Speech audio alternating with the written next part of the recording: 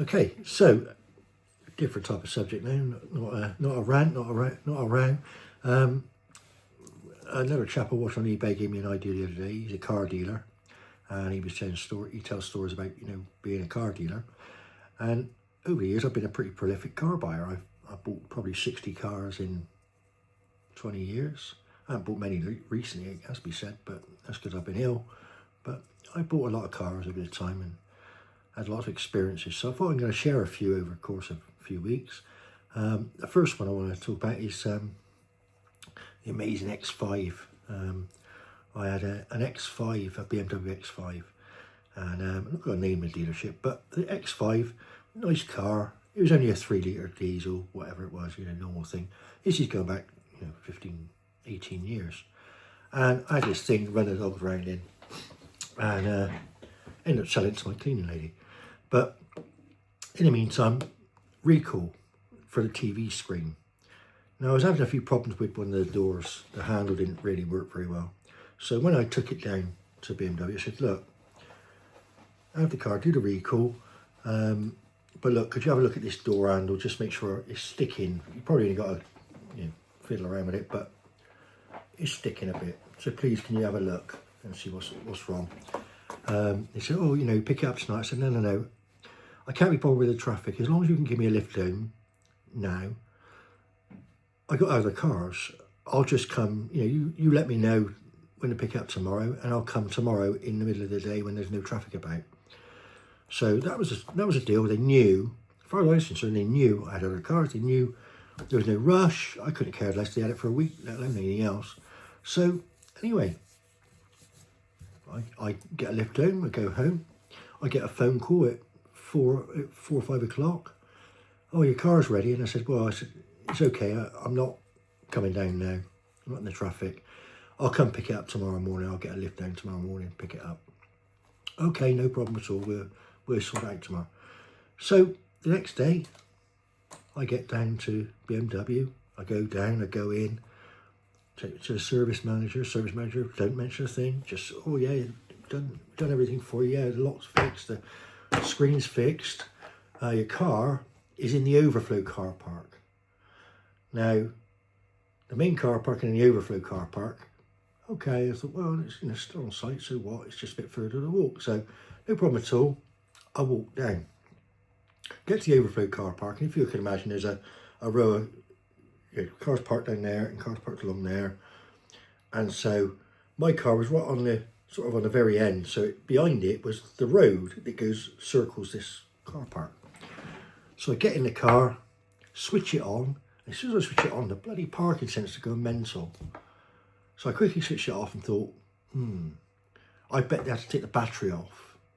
So it probably needs me to wait a few seconds and switch it on and it'll reset itself or something like that. Maybe they haven't done a reset on it. And I'm trying to think of how you might reset the battery. So I tried it again. No, parking sensor's going mad. So I thought, better have a look and just make sure there's nothing around. So I walked around a car and I'm not really looking at the car as such. I'm thinking there's an obstacle somewhere. So I'm looking round, there's nothing. I mean, like I said, at the back of the car, it's a road. It's an open road. It's not even as though I'm opposite any parked cars. So I walk around the car, there's nothing there. So, nothing close up to the front, nothing close to the side. So that's weird. So we'll just try it again, just see.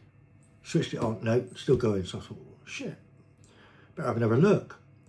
So I walked around the car again. This time I noticed the entire bottom of the bumper at the back was broken. And the parking sensor on the BMW at the time, they were like little R2-D2 things that popped out they came out from the bumper. That had been popped in, and it was inside the bumper. And so what it was doing was reading the inside the bumper. So clearly, it was basically screaming that it was close to an obstacle, which it was. It was inside the bumper. So I look at the car, bloody hell, someone's hit the car. So I go back up to BMW, go to the service manager. I said, look, what's happened to the car? And it's been smashed. What's gone on? Oh, where have you been? He said, trying to blame it on me straight away. Where have you been in it? I said, what do you mean, where have I been in it? I haven't moved. Yeah. He said, yeah, you've obviously been somewhere and done it. I said, no, I haven't. So I lost my temper. I was younger. I lost my temper, grabbed him by the throat, and I basically pulled him out of the dealership, dragged him down to see the car, showed him the car. He said, well, it's nothing, could have been done by anybody round here. Nothing round here would do that. He said, you've obviously done it. I said, what have I got? Steel fucking flares on my trousers? I said, it wasn't me. The car hadn't fucking moved. You've got cameras. You can see I didn't move the car. I got in it, but I didn't move it. Someone's smashed the car, parked it up. What annoys me, you knew that if you'd have phoned me up today and said, oh, we haven't managed to get around to fixing the car, I wouldn't have cared. And you could have kept the car for a week, in which time you could have repaired the bumper, resprayed it. I wouldn't have known a bloody thing about it, and I would have had the car back and nobody there needed a wiser. So, but now, you fuck off. I said, you're dealing with it. You're going to spray the whole car now. I'm not having it. I'm not having it back to this fixed. So I basically drag him back to his office, gets back in there, and he's still moaning. I said, no, I want it fucking fixed. I'm not having it back to this fixed. You know, it's a lot of money's worth of car. I ain't having it back to this fixed. And in the meantime, I need a car. And on his desk was the keys to an M5 demonstrator. I went, bang, picked the keys up. It was the F10, the beautiful one, the big V10 car. Oh, lovely. So I grabbed the keys. I said, this is mine till the car comes back. Walked out, got in the car, and I drove off in this BMW. They've obviously phoned the old Bill. The old Bill phoned me up.